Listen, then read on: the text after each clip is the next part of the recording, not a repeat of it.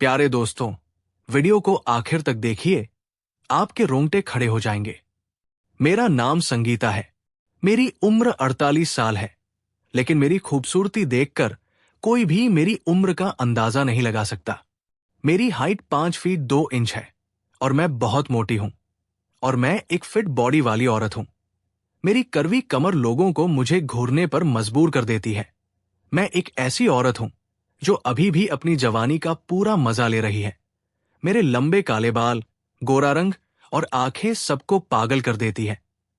मैं अपने शहर में एक आम हाउसवाइफ हूं, लेकिन ये मुझे कुछ नया करने के लिए प्रेरित करता है। मैं आज दोपहर अपनी पुरानी दोस्त शालिनी के घर गई थी।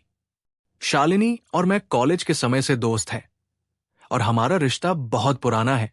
उसका घर मेरे घर से बस कुछ ही गलियों की दूरी पर है।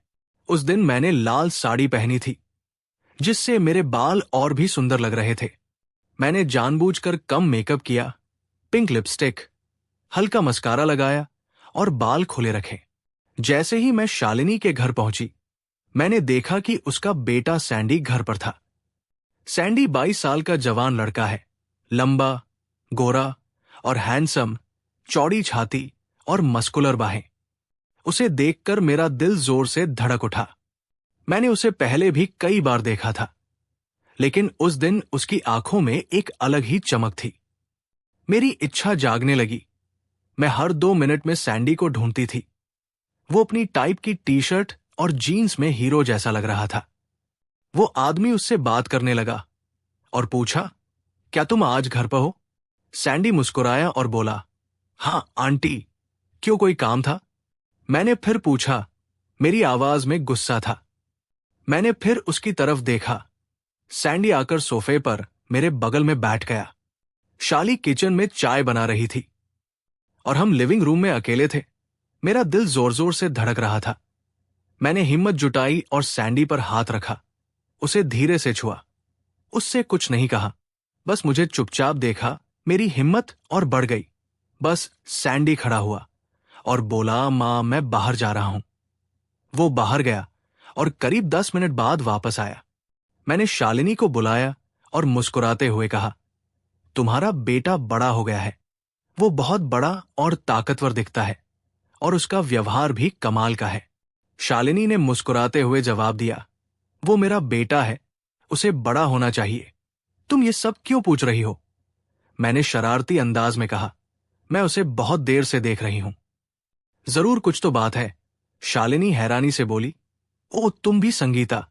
अभी सैंडी वापस आया और बोला, आंटी मेरे बेडरूम में आओ, तुम्हें मुझसे कुछ पूछना है। मैं बहुत खुश थी। मैंने शालिनी की तरफ देखा और फुसफुसाया, क्या मुझे उससे प्यार करना चाहिए?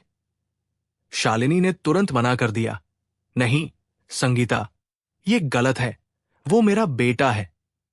मैं मुस्कुराई और कहा, अरे मैं देखती हूं कि मैं क्या कर सकती हूं। मैं सैंडी के बेडरूम में गई। कमरा छोटा लेकिन साफ था। वहां एक सिंगल बेड था। दीवार पर कुछ पोस्टर थे और परफ्यूम की हल्की खुशबू थी। सैंडी ने कहा, अंदर आ जाओ आंटी, और उसे बिस्तर से उठाया और रिमोट से बेडरूम का दरवाजा बंद कर दिया। मेरा दिल धड़कने लगा। उसने मुझसे पूछा, आंटी इतने समय से क्या देख रही थी? मैं शर्मा गई और कुछ नहीं कहा। ऐसे ही सैंडी अलग अलग बातें करने लगी, पर मेरी नजरें उसी पर टिकी रहीं। मैंने फिर हिम्मत जुटाई और अपना हाथ उसके ऊपर रख दिया। इस बार मैंने सीधे पूछा, क्या तुम मुझे प्यार दोगे? सैंडी ने बिना किसी हिचकिचाहट के कहा, क्यों नहीं। मैंने तुरंत कहा, मुझे प्यार करो, मैं सच में मजे करना चाहती हूं। मैं बाहर आई और शालिनी को सब कुछ बताया। शालिनी ने हैरानी से मेरी तरफ देखा, लेकिन कुछ नहीं कहा।